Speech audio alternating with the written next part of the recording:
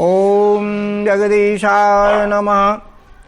ज्योतिषामपि तज्ज्योति तमसा परम उच्यते। ज्ञानं ज्ञेयं ज्ञानगम्यं हृदि सर्वस्वविष्ठितम्। ओम विष्णुरूपाय नमः। ओम पार्थाय प्रतिबोधतां भगवता नारायणेन स्वयं व्यासेन ग्रथितां पुराणमुनिना मध्ये महाभारतम् अद्वैतमतवर्षिणी भगवती अष्टादशाध्यायिनी। ओमेरा निजिष्टमातु भगवती गीते मोद्वेषिणी। क्लेशान्धकारनाशाय मुमुक्षूणां विमुक्ते तत्त्वदर्शन प्रदानाय समर्था तत्त्वदर्शिना तस्मै श्री सद्गुरुवे नमः। सर्वमंगलकारिणी सर्वसंशय निवारिणी सर्वार्थप्रदायिनी वसो मम हृदय। आत्मस्वरूप बंधु मेरा सादर नमन स्वीकार करें।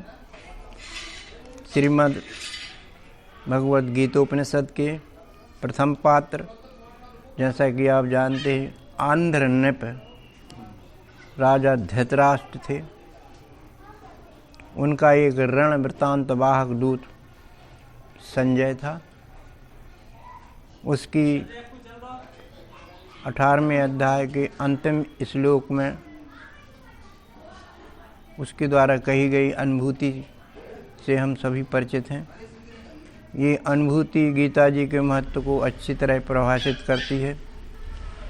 संजय का स्वयं का इसमें कथन है। इसमें उनका प्रत्यक्ष दर्शन है और गीता का संक्षिप्त सार भी है, जो उसने रण प्रांगण में ही देखा था और सुना था। 18 का 78वां क्या है? यत्र योगेश्वरो कृष्ण यत्र पार्थ धनुद्रा तत्र श्री विजय भूति ध्रुवो नेति मतिमम। इसका शब्दार्थ हम इस तरह से लेते हैं कि जहाँ भगवान कृष्ण हैं, संवाद रूप से अर्जुन हैं, या ऐसा लें जहाँ सद्गुरु स्वरूप भगवान कृष्ण हैं और सत्य शिष्य स्वरूप अर्जुन का संवाद है, उसका पुरुषार्थ है। वहाँ पर श्री विजय भूति और ध्रुव नीति जैसे 4 पुरुषार्थ सहज ही प्राप्त हो जाते हैं। श्री कहते हैं पावन आचरण को, विजय कहते हैं बाहर भीतर के शत्रुओं की विजय। बाहर के शत्रु तो हमें प्रत्यक्ष दिखते हैं, लेकिन भीतर के शत्रु हमको प्रत्यक्ष दिखते नहीं हैं, जिन्हें अपन सभी जानते हैं। 60 रिपु कहलाते हैं। भूति यानी शक्ति, प्रभाव, ऐश्वर्य गीता के अध्ययन मनन से प्राप्त होता है। और ध्रुव नीति माने अटल नीतियों पर चलना है, ये हमें गीता जी सिखाती हैं। ये संजय की अपनी युक्ति है।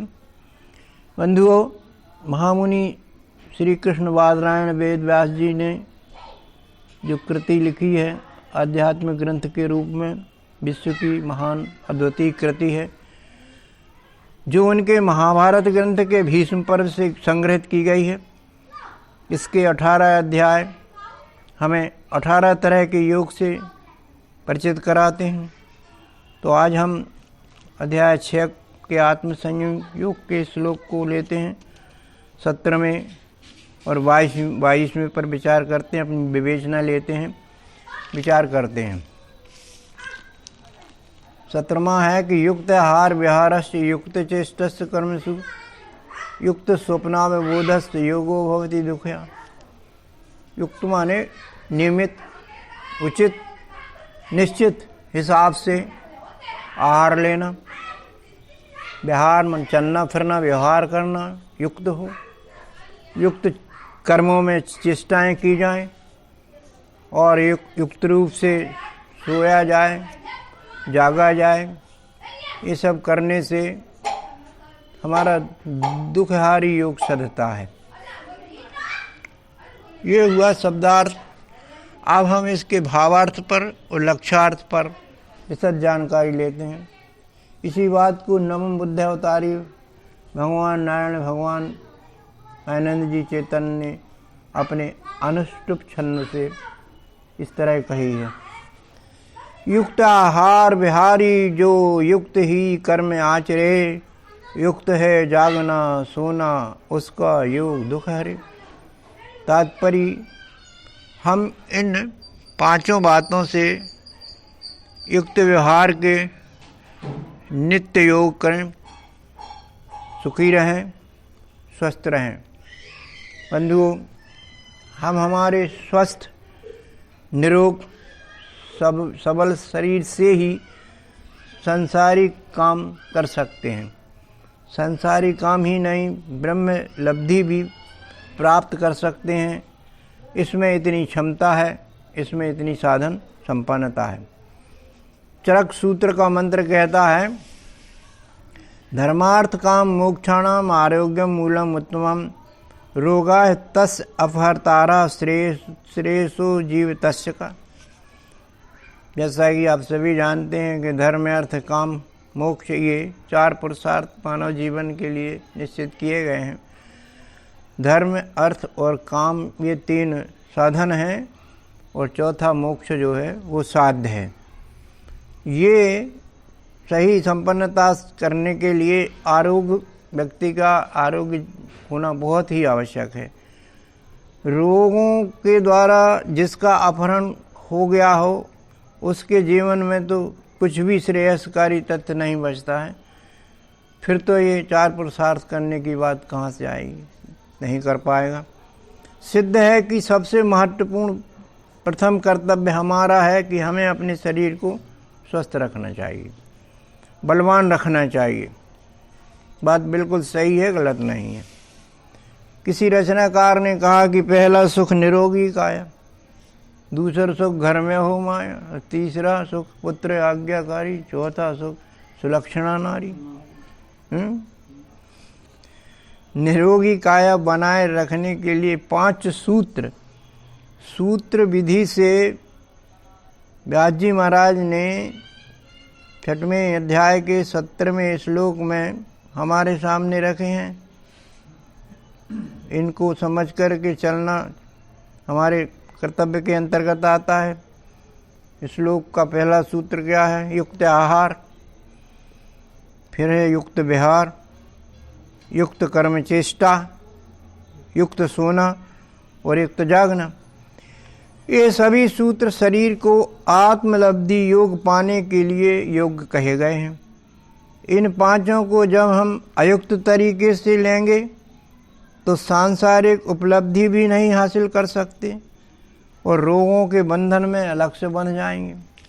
इसलिए ये श्लोक कहता है, योग मर्यादित आहार विहार करने से, कर्मों को सुव्यवस्थित रीति से करने से और समय पर सोने जागने से, पर्याप्त विश्रांति के साधन प्रयोग करने से हमारा योगाचरण सुख सिद्ध होता है, क्लेशहारी बन जाता है।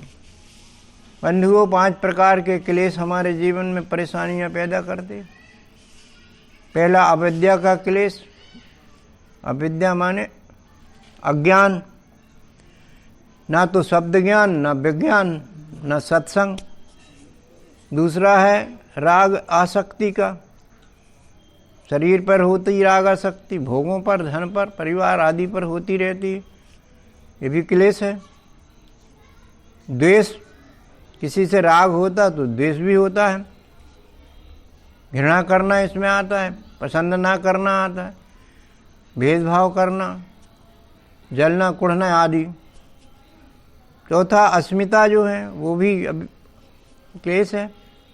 अस्मिता कहते हैं अहंकार को, चाहे किसी का हो, शरीर का हो, धन का हो, पद का हो, जन का हो आदि। 5वां क्लेश अभिनिवेश है, मृत्यु है। सभी जानते हैं आएगी तो जरूर, मगर क्या होगा, कहाँ जाएंगे आदि चिंताएं सबको होती हैं, क्योंकि पता नहीं रहता। ये भी क्लेश है। अब इनके सबके मिटने का उपाय भगवान गीता में बताते हैं इस श्लोक में। तो आत्मिक सुख आने से ये क्लेश जो हैं वो उदासीन हो जाते हैं। हमें प्रभावित नहीं करते हैं। हमें ज्ञान के साथ विज्ञान आचरणी भी मिल जाती है। ना किसी से राग, ना किसी से द्वेष रह जाता है। अहंकार तो जड़ से ही खत्म हो जाता है। मैं आत्मा हूँ, अनश्वर हूँ, मैं कभी मरता नहीं हूँ, लेकिन मेरा शरीर नाकामयाब होने के कारण बदल जाता है, नया मिल जाता है। बस ऐसी समझ आत्मविद्या को अंगीकार करने से आ जाती है। एक उदाहरण देते हैं इस संबंध में। बच्चा गंदी और फटी हुई पोशाक पहनते घूमते हैं। माँ देखती है कि इसकी जो पोशाक है ये ठीक नहीं है, इसको बदलना चाहिए। बच्चे को कहती है बदल ले, तो वो कहता नहीं मैं नहीं बदलूंगा, मुझे अच्छी लगे। तो उसको बच्चे को पकड़ करके एक झापड़ मारती है और जबरदस्ती उसको ड्रेस को उतार देती है। तो वो रोता है। फिर वो एक नई पोशाक स्वच्छ पोशाक पहना देती है, तो वो खुश हो जाता है और प्रसन्न होने लगता है। तो ये जो है, ऐसे ही छोटे बच्चे जैसे हम अज्ञानी जन हैं, जिन्हें आत्मदर्शन अभी तक हुआ नहीं है। आत्मदर्शन पश्चात स्वयं ही लगने लगता है कि हम कौन सी स्थिति में हैं और हमें क्या चाहा गया है। आत्मलब्धि के इस पदक्रम में इस श्लोक का अनुसार आहार का बहुत महत्वपूर्ण रोल है। दो तरह का आहार होता है हमारा, एक स्थूल आहार, दूसरा सूक्ष्म आहार। संसार का जो भी तथ्य या भोजन बाहर से हमारे भीतर शरीर में गया, ये आहार बन जाता है। स्थूल आहार मुख से खाए जाने वाले पदार्थ कहलाते हैं, जो 4 प्रकार से खाए जाते हैं। चबाकर, पीकर, चाटकर, निगलकर भीतर किए जाते हैं, इन्हें स्थूल आहार कहा जाता है। अब सूक्ष्म आहार पर देखते हैं हम। ज्ञान इंद्रियों द्वारा लिए जाने वाले भोगों को सूक्ष्म आहार कहा जाता है। जैसे हम लेते हैं कान का भोजन है शब्द, जो सुनकर लिया जाता है।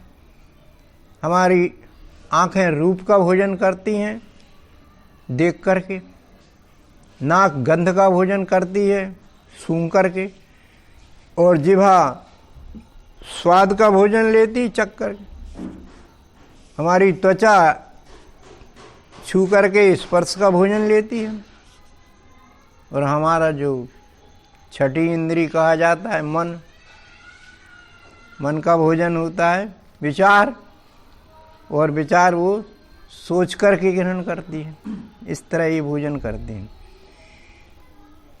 यदि ये 6 ज्ञानेंद्रियां स्वस्थ हैं तो विश्वरूप परमात्मा के क्षर स्वरूप का दर्शन करा देने में समर्थ है, और यही इनका आध्यात्मिक उपयोग है।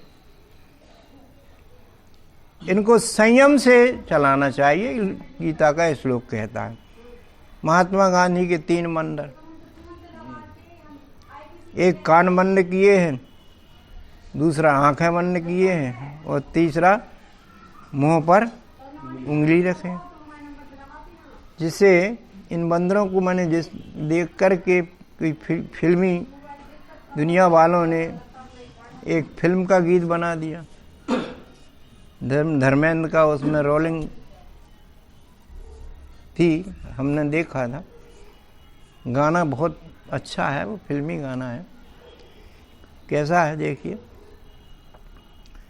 किसी ने कहा है मेरे दोस्तों, किसी ने कहा है मेरे दोस्तों, बुरी है बुराई मेरे दोस्तों, बुरा मत सुनो बुरा मत बोलो, बुरा मत कहो, बुरा मत सुनो, बुरा मत बोलो, बुरा मत कहो।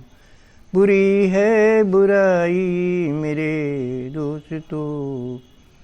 तो ये श्लोक भी यही कहता है कि जो बुराई है उसको ना सुने, न देखें, न कहें। देखने से, सुनने से, कहने से ये बुराई हमारे अंदर प्रवेश होने को तैयार हो जाती। यदि हम इनको दूर से ही नमस्कार करें तो ये प्रभाव हमारे अंदर नहीं छोड़ती हैं। तो ये इंद्रियां वैसे सभी हमारे कार्य व्यवसाय चलाने में हमारी सहयोग ही करती हैं,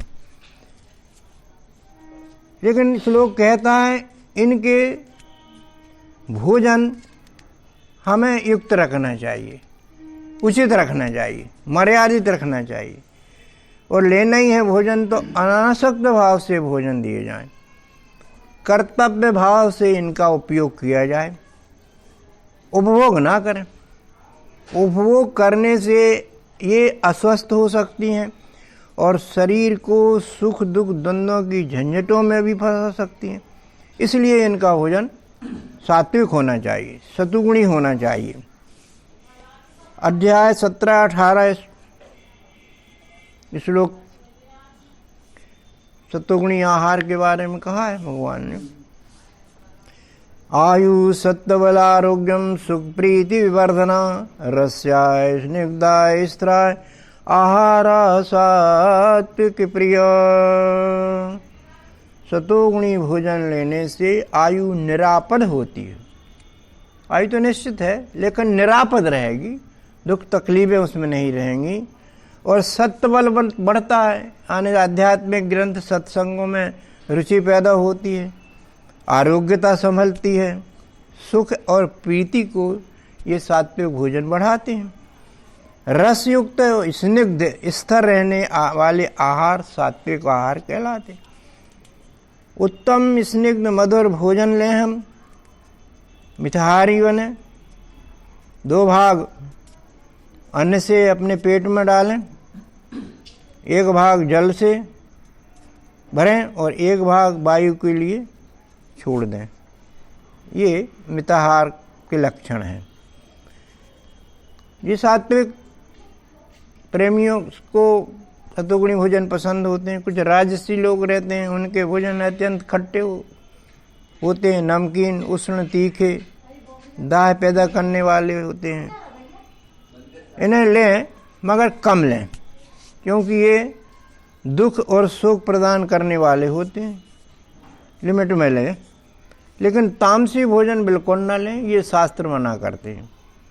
तामसी भोजन में क्या है? बासा भोजन, प्रदूषित भोजन आता है, जूठा हुआ भोजन और अभक्ष्य भोजन, मांस वगैरह जो ना खाने की चीज़ें हैं, ये तो कभी ना लें।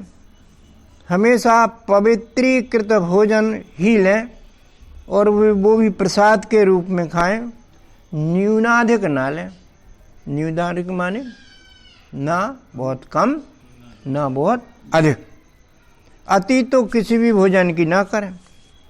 कबीर साहब ने बढ़िया बता दिया, अति का भला न बोलना, अति का भला न बोलना, अति की भली न चोप, अति का भला न बरसना, अति की भली न धूप। कितना बढ़िया बता। अधिक बोलना भी ठीक नहीं, उचित लिमिट में बोलो, और अधिक चुप्पी साधना भी ठीक नहीं।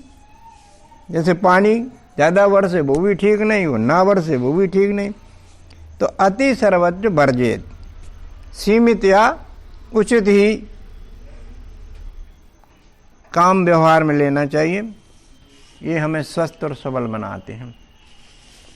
दूसरी बात इस श्लोक की हम वर्णन में लेते हैं युक्त आहार के बाद युक्त विहार की।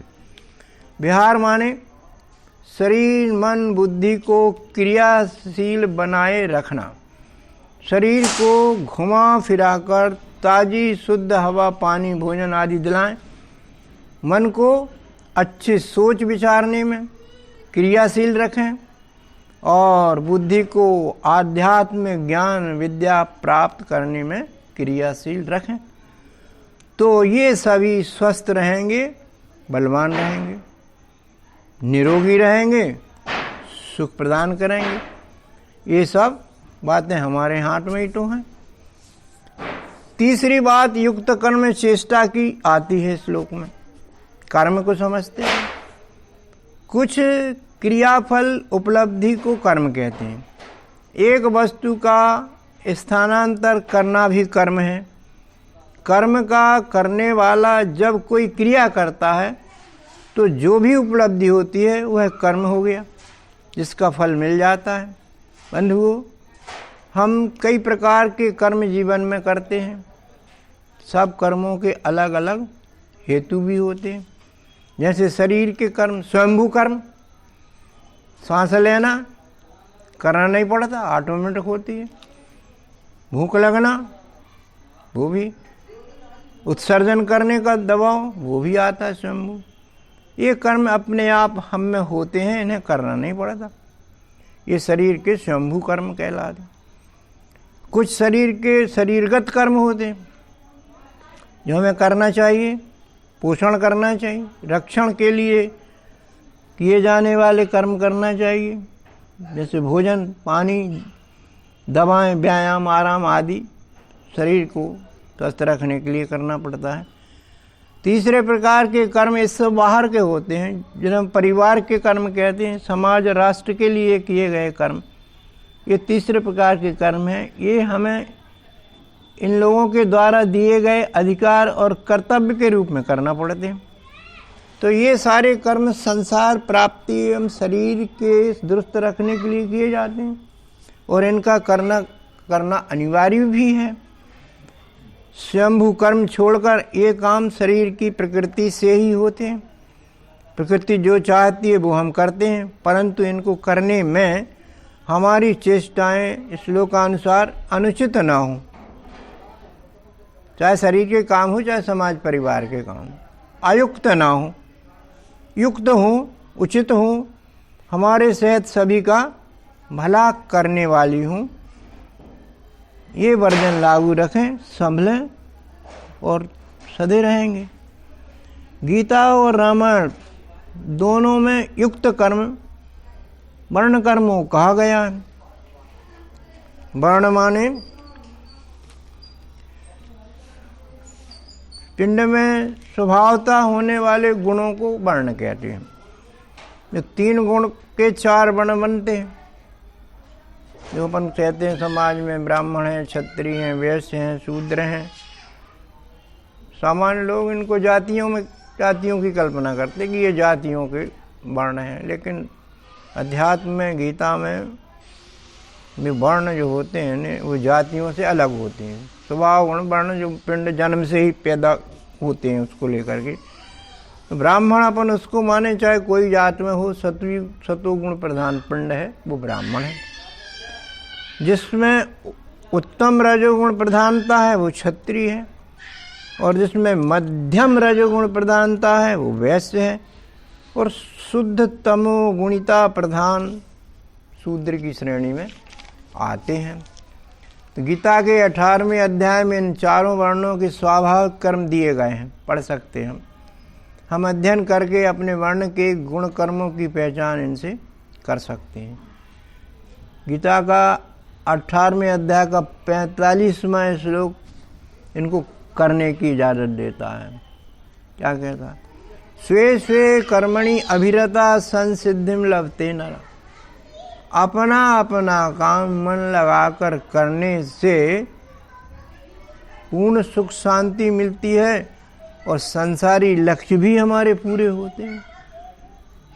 ब्राह्मण हैं तो संबंधित कार्य ही करें, क्षत्रिय हैं तो, शूद्र हैं तो, वैश्य हैं तो, सभी अपने अपने वर्ण के कर्म जो निश्चित हैं, स्वयंभू हैं, शास्त्र द्वारा मर्यादित हैं, उनको करें तो अखंड सुख शांति के साथ साथ संसारी उपलब्धियां भी सहज में हो जाएगी, गारंटी लेती है गीता जी। रामायण में तुलसी जी रामराज के वर्णन में लिखते हैं, कहते हैं वर्णाश्रम निज निज धर्म निरत वेद पथ लो, चलई सदा पावहि सुखई नहीं भय शोक नरो। शोक होना, भय होना, रोग होना, ये तीन बड़े कष्टकारी हैं। हर आदमी प्रताड़ित है किसी न किसी रूप में। तुलसीदास जी कहते हैं वर्ण और आश्रम के अनुसार कर्तव्य पूर्ति करें, जिस वर्ण में है, जिस आश्रम में। सभी जानते हैं वर्ण आश्रम की व्यवस्था को, और वेद पथ के अनुसार चलें, शास्त्रीय नियमों के अनुसार चलें, मार्गदर्शक सिद्धांतों के अनुसार चलें, जो हमारे परिवार के सूत्र हैं चलने के, समाज के, राष्ट्र के जो भी हैं उनके अनुसार अनुकूलन दें, तो निश्चित रूप से सुख मिलेगा, किसी प्रकार का भय शोक और रोग नहीं आएगा। हाँ, इनसे इनकी लीक से हटकर कार्य करेंगे तो निश्चित रूप से भय आएगा, शोक भी आएगा, रोग भी हो जाएंगे। तो इनको भी कैसे करना है गीता विधि बताती है। वर्ण कर्म को युक्ता, वो भी युक्ता, और कर्म फलम त्यक्त्वा शांति मापनोति नैष्टिकम। युक्त होकर के कर्माशक्ति, कर्म फलाशक्ति छोड़ करके करने से नैष्टिकम शांति प्राप्त हो जाएगी। नैष्टिकम शांति यानी अखंड सुख शांति को कहते हैं, ब्रह्मलब्धि प्राप्त हो जाएगी। तो बंधु, अखंड सुख शांति के लिए सभी कर्मों को फलाशक्ति छोड़कर अनासक्त भाव से, कर्तापन रहित होकर के कर्तव्य भाव से ही करें।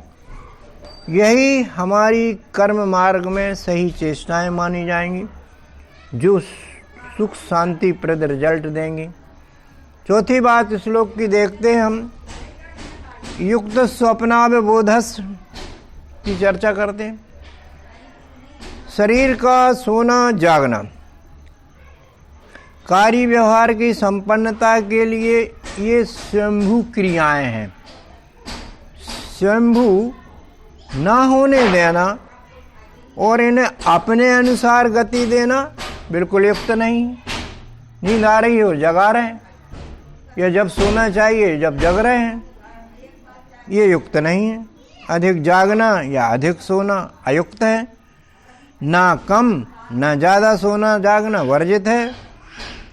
उचित शरीर प्रकृति की मांग के अनुसार इन्हें चलने देना चाहिए।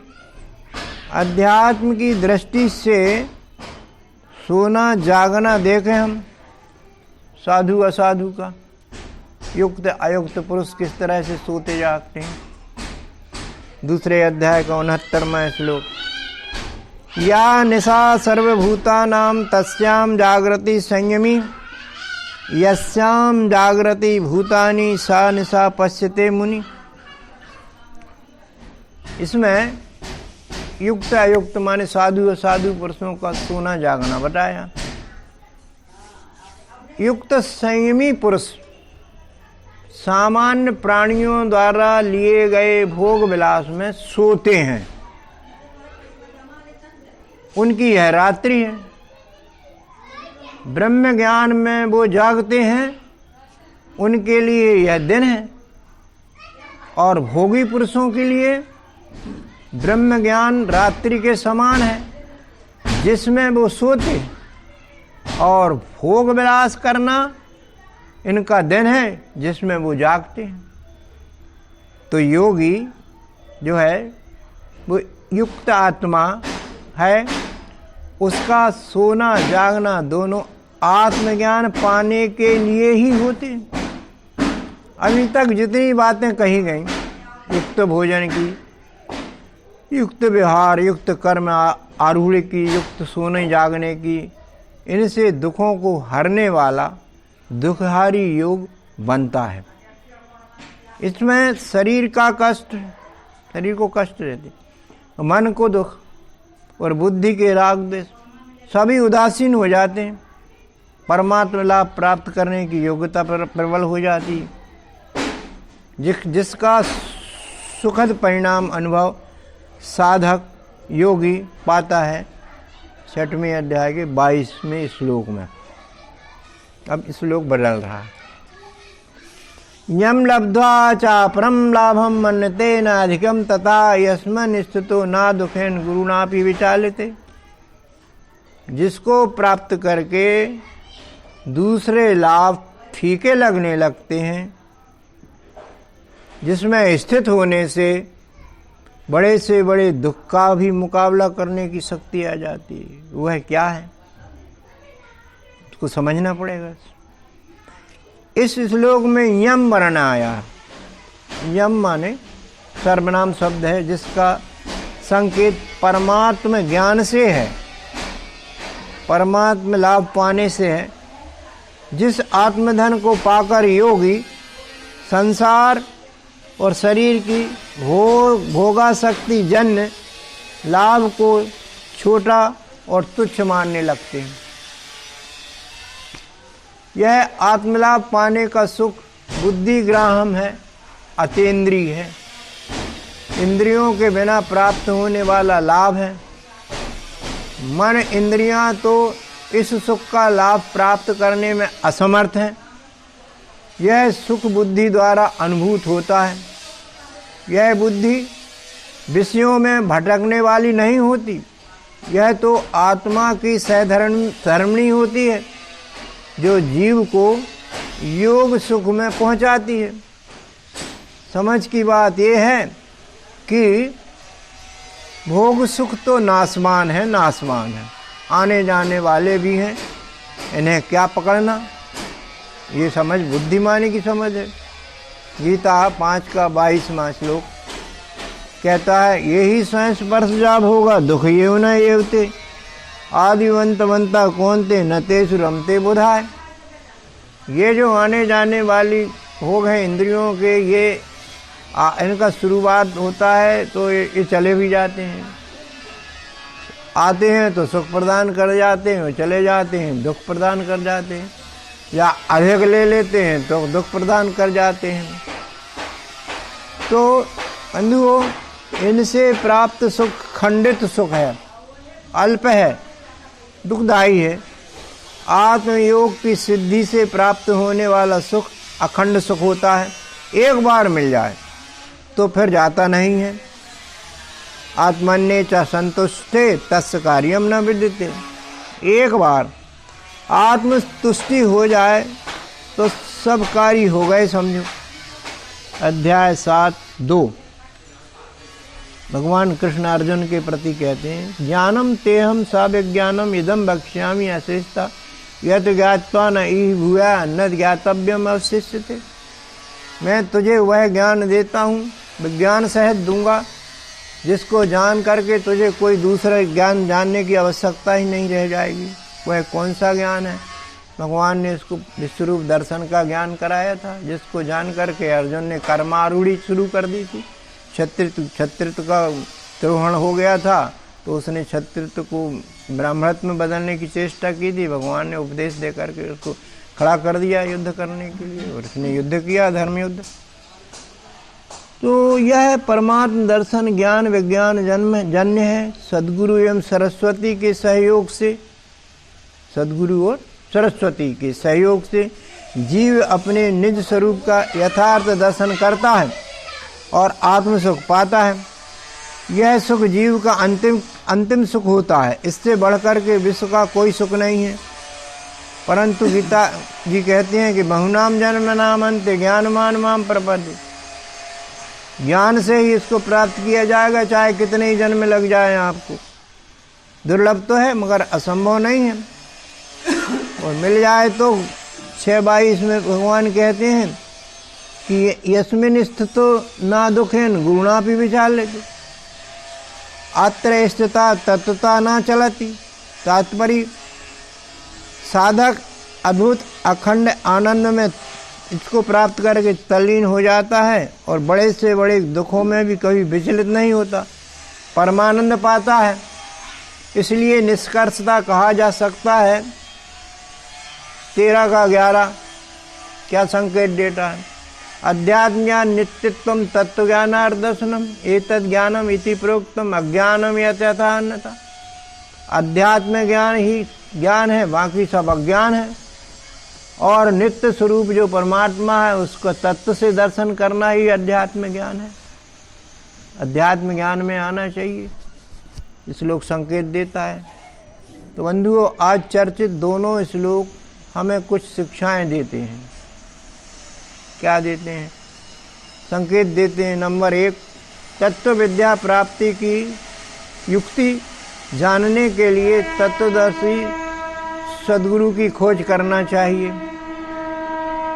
इस हेतु हमें श्रद्धावान शिष्य बनना चाहिए, सद्गुरु के सत्संग को प्राप्त करना चाहिए। संसार में रहने का तरीका भी मिलता है हमको। अनासक्त भाव से सबसे व्यवहार करें, चाहे घर हो चाहे बाहर हो। कर्तव्य भाव से व्यवहार करें। संत ने कह दिया है कैसा व्यवहार करना है। तुलसी ही ने क्या कहा? तुलसी जग में यूं रहो, तुलसी जग में यूं रहो, ज्यों रसना मुँह माह, खाती घी और तेल नित फिर भी चिकनी ना है। कितनी चिकनाई खाती है जीव, लेकिन प्रभावित नहीं होती, काम करती। अनासक्त भाव से वो स्वाद लेती है, भोजन में मदद करती है, कि आसक्ति नहीं रहती किसी से, चिपकती नहीं है। क्यों? क्योंकि जीव का खुद का अपना निजानंद का रस रहता है। तो ऐसे ही निजानंद का रस जिसको मिल जाता है उसके सारे कार्य दुनिया के कर्तव्य भाव से चालू हो जाते हैं। आसक्ति बिल्कुल छूट जाती है, मजे में रहता है। न किसी के पक्ष में बोलना, न किसी के विपक्ष में बोलना, निष्पक्ष ही बोलना। तो इस तरह बंधुओं, हमें मिट्टी का लोंदा नहीं बनना चाहिए। मिट्टी का लोंदा चिपक जाता। रबर की गेंद बनना चाहिए। रबर की गेंद क्या है? निर्लेपी होती है, चिपकती नहीं है, उछक जाती है, छू करके उछक जाती है। तो अपन टच में तो सबके रहे, लेकिन किसी से चिपकना नहीं है। ये निर्लेपी भाव होता है। और इस निर्लेपी भाव से ही निजानंद की प्राप्ति होती है, परमानंद की प्राप्ति होती है। अध्यात्म ज्ञान में मन लगता है, अन्यथा बाकी टेंशनों में मन लगेगा तो अध्यात्म ज्ञान में आएगा नहीं। चिपकेंगे तो यहाँ नहीं चिपक पाएंगे। एक जगह चिपकना होगा, संसार में चिपकना या अध्यात्म ज्ञान में चिपकना। तो यहाँ चिपके, वहाँ की चिपक छोड़ें। इसी मंगल भाव के साथ मैं विश्राम लेता हूँ। बोलो सद्गुरु भगवान की जय। ओम शांति शांति शांति। आत्रेवा नर्मदे